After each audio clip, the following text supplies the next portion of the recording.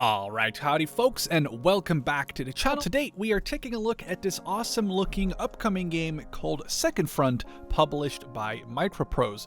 Microprose seems to have really returned to the front of video game publishing lately, with this game, Regiments, Task Force Admiral, and Sea Power, as well as a bunch more other promising games either coming out soon or actually having already been released recently. I've actually made some videos on Regiments as well as a video on Task Force Admiral already, and I even plan to make a video on Sea Power soon.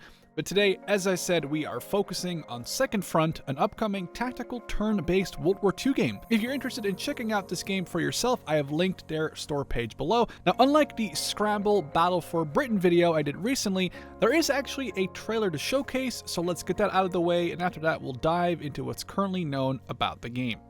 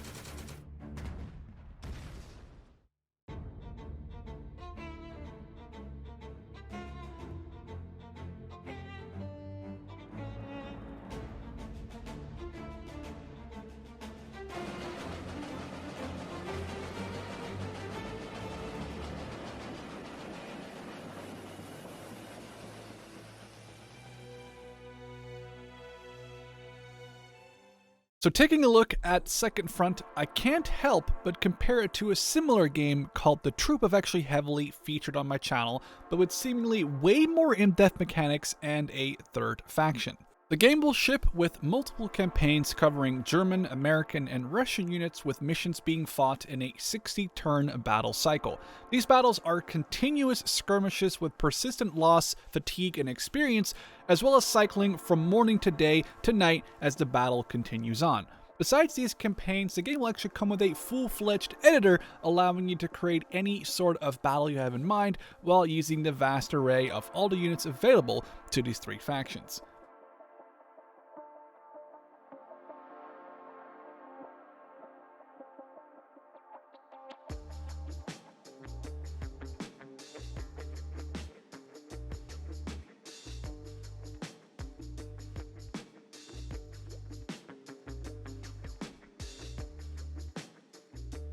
The talking about the factions is actually written a little confusing, but I believe they mean to say there will be over 200 vehicles, as well as different infantry units for every faction. Though you could technically read it in a way that would imply there are 200 vehicles per faction, though that's such an insane number, I doubt that's true. Besides vehicles and infantry, there are dozens of small arms available for each faction to be used in closer combat. They mention there will be different leaders for each country, assuming these are famous generals or battle heroes like Patton or Whitman, though this has not been specified. Some of the vehicles you can expect to see are the Sherman, Panzer IV, and Sturmgeschütz, as well as the Jagdtiger, Kettenkrad, and T-35. This basic lineup of units means that any scenario, from the beginning of the war on the Eastern Front in 1941 all the way to the final battle for Berlin, could technically be recreated in the editor.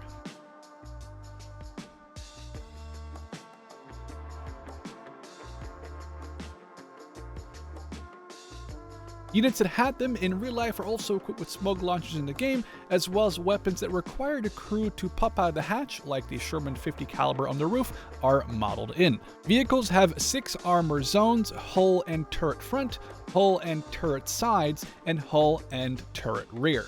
Of course, this means that keeping the front of your hull and turret to the enemy at most, if not all times, is strongly recommended. But the 6 different armor zones do allow for some decent flanking play, allowing units that get behind enemy vehicles to do maximum damage. The developers warn that though the game might not look like it, it aims to provide deep tactical gameplay with hexagons and different phases to try to capture every second of action on the battlefield. There are 22 different types of terrain, with 80 types of multi-level buildings as well as 70 plus decorations and foliage. Now, the buildings aren't single entities either, but are partially destructible as they are composed of multiple parts. Honestly, this already sounds fantastic. Comparing this idea with what we have in, for example, Men of War or Gates of Hell, I wish Gates of Hell and Men of War had a little bit of a better building fighting system. Though the plan is for the game to be deep, it's not meant to be complicated, with a lot of icons and tooltips to help you make the best command decisions. The store page talks about a very competent AI, not one that is scripted, but one that uses plans and emergent behavior, whatever that may mean, to try and overcome your defenses or set up one for himself. I'm always curious when developers speak highly of their AI, especially in these sorts of games, so I'm hoping to put that to the test in a video in the future. The developers do mention here they have stuff planned for the future, and it always makes me a little bit wary because it does create an expectation that they may or may not be able to fulfill. But they claim to be actually working on a desert and jungle environment, as well as paratroopers, close air support mechanics, and more. I'm actually really excited to see them talk about different environments. That could technically mean like North Africa, if we're talking about the desert, which wouldn't even require a lot of new units if they're doing the American versus German campaign there. Or a Pacific theater, because we're talking about the jungle. But seeing as it would require a lot of work on new assets, it might be something akin to a paid add-on or DLC down the line. This does leave the question, what sort of theater would you like to see? I obviously assume Japan or the UK would be very prime candidates for an add-on, but maybe something crazier like Italy or Finland, as we saw in Gates of Hell in Telvisota. With that said, this is sadly all we know about the game. I'm hoping to talk to my contact at Microprose and possibly deliver an early look at the game closer to release, but for now, we have covered all there is to know about the game.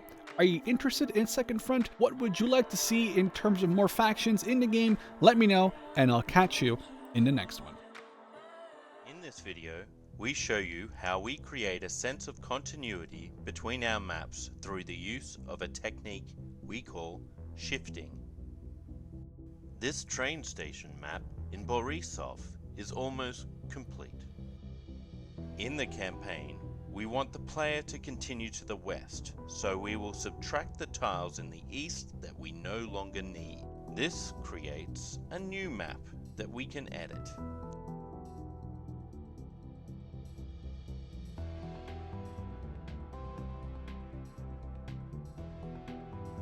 We have now created 2 maps that will make up one single continuous campaign. Each map will have scenarios built for them. Now we will play the final move in the first scenario of our short campaign, Borisov train station.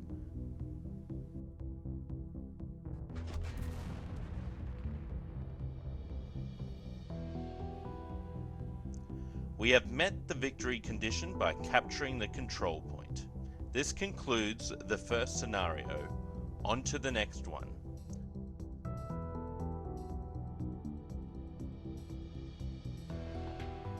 You will notice damage done to structures and placement of units are retained as you begin the second part of the campaign.